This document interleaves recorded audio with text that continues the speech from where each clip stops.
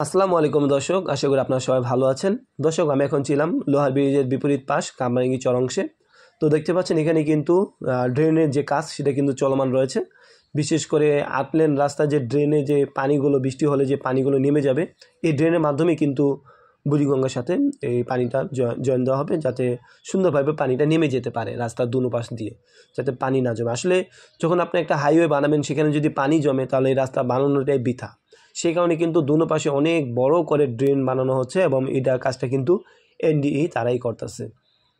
তো দেখা যাচ্ছে যে এখানে ঢাকা দক্ষিণ সিটি কর্পোরেশন কর্তৃক যে ড্রেনের বানানো হচ্ছে দুনো পাশে, তো দেখা যাচ্ছে একটা ড্রেনকে দুই ভাগে ভাগ করা হয়েছে। তো এখানে অনেকেরই প্রশ্ন ছিল যে ড্রেন তো একটা বড় করে বানালে হতো, দুই ভাগ করার কি কারণ? মূলত একটা দিয়ে ময়লা পানি যাবে আর একটা দিয়ে যাবে হচ্ছে ঢাকা ওয়াসার যে পানি রয়েছে সেটা। আর আপনারা জানেন যে কামরাঙ্গী চরে কিন্তু এখনও ঢাকা ওয়াসার লাইন ঢুকেনি। তো ঢাকা ওয়াসার লাইনটা কীভাবে ঢুকবে? মূলত এই অংশ দিয়েই ঢাকা ওয়াসার যে লাইনটা পানি পাইপ সেটা কিন্তু এখান দিয়েই ঢুকবে। আর এই হচ্ছিল এই যে দুনো পাশে যে দুই ভাগে ভাগ করে যে ড্রেন বানানো হয়েছে, এটা হচ্ছে এর মূল কারণ। আর দেখতে পাচ্ছেন এখানে 6 লেনের রাস্তা হবে কামরাঙ্গী চরের ভিতর দিয়ে। মূলত এখানে আগে 8 লেনের রাস্তা হওয়ার কথা ছিল। পরবর্তীতে জনগণের এবং যারা কামরাঙ্গী চরবাসী রয়েছে তাদের বিরোধিতার কারণে কিন্তু এখানে বর্তমানে 6 লেনের রাস্তা তৈরি করা হবে। তো দেখতে পাচ্ছেন অনেক পুরনো লোহার ব্রিজ। এই লোহার ব্রিজের মাধ্যমে কিন্তু এখানে এই এলাকার নাম হয়েছে লোহার ব্রিজ। আর এই লোহার ব্রিজটা আসলে দেখতে পাচ্ছেন অনেক অংশে ভেঙে চলে গেছে। এখনও কিন্তু এখান থেকে মানুষ চলাচল করে, ছোটোখাটো রিক্সা বাইক এখান থেকে যেতে পারে, কোনো সমস্যা হয় না। আর এখান থেকে আসলে মূলত আমি সামনে এগোচ্ছিলাম, মূলত এই সামনেই হচ্ছে ময়লা আর ময়লা। আর অনেক অংশে যে ঢাকা দক্ষিণ সিটি কর্পোরেশন তারা সীমানা পিলার দিয়েছিল, সেই সীমানা পিলার বাইরে এসেও কিন্তু অনেক কারখানা গড়ে উঠেছে, অনেক আবাসন স্থানও গড়ে উঠতেছে। মূলত দখলকারীর একটা সুযোগ পেয়ে গেছে যে এখন তো আর সরকার নাই, তারা কাজ করি, দখল করা শুরু করে দিই। তো এইভাবেই কিন্তু আসলে দখল হচ্ছে দুনো পাশ দিই। আর দেখতে পাচ্ছেন লোহার ব্রিজটা আসলে যখন এটা অনেক আগের কিন্তু ব্রিজ, তখন কিন্তু এটা একটা সুন্দর ব্রিজ ছিল, ঢাকার একটা চমক ছিল এই ব্রিজটাই। এখন কিন্তু কালের বিবর্তনে আসলে এখন এই ব্রিজটা মানে এখন আর সেই আগের সৌন্দর্য নাই। তো আমি যেটা বলতেছিলাম ময়লা, দেখতে পাচ্ছেন দর্শক, নদীতে যদি এইভাবে আমরা পলিথিন ফেলতে থাকি আর ময়লা ফেলতে থাকি তাহলে তো নদীর 12টা বাজবেই, এটাই তো স্বাভাবিক। এই যে দেখেন সীমানা পিলার দেখাই যায় না সামনে, এরকমভাবে তারা বাড়িঘর বানিয়েছে যে ভিতরে যে সীমানা পিলার দিয়েছে ঢাকা দক্ষিণ সিটি কর্পোরেশন, এটা অস্তিত্বই নেই।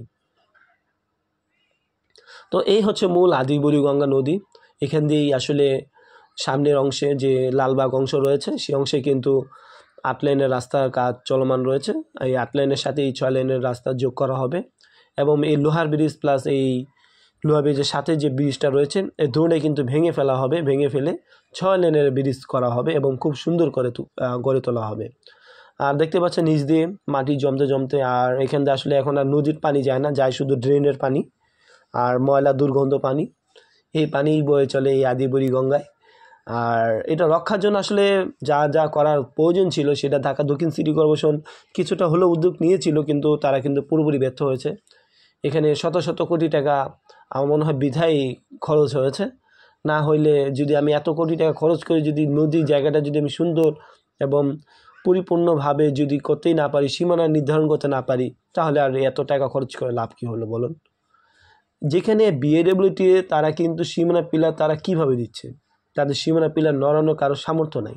আর ঢাকা দক্ষিণ সিটি কর্পোরেশন তারা এমন সীমানা পিলার দিছে যে 2 দিন পরে কায়দ হয়ে গেছে, ভেঙে গেছে, যেটা নিয়েও আমি আপনাদেরকে ভিডিও করে আপনাদেরকে দেখানোর চেষ্টা করেছিলাম।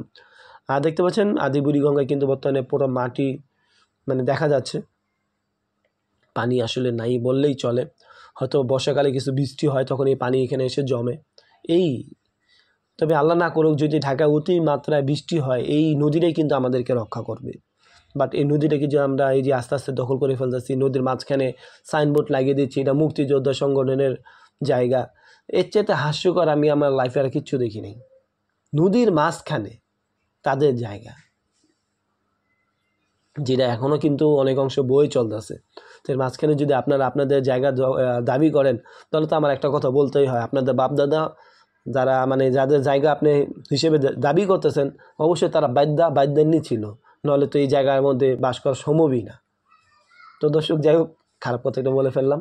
এই ছিল আজকের আপডেট। চেষ্টা করব পরবর্তীতে আবারও নতুন কোনো ভিডিও নিয়ে আপনাদের মাঝে হাজির হওয়ার। সবাই ভালো থাকবেন, সুস্থ থাকবেন, আল্লাহ হাফেজ।